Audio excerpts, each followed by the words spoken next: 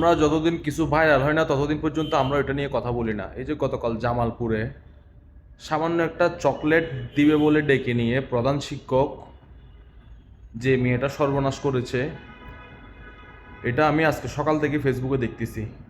But আমরা বাংলাদেশিরা কোনো কিছু ভাইরাল না হওয়া পর্যন্ত এটা নিয়ে মাথা ঘামাই না।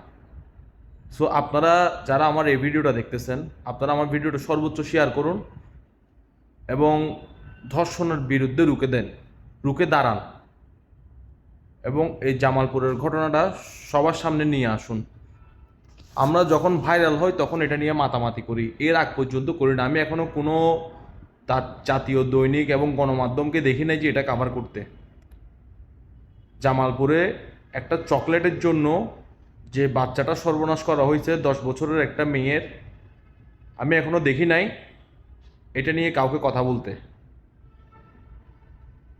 আমি সারা বাংলাদেশে 64 জেলায় সর্বসাধারণকে অনুরোধ জানাচ্ছি, আপনারা সবাই সোচ্চার হন এবং এর বিচারের জন্য মানববন্ধন করুন।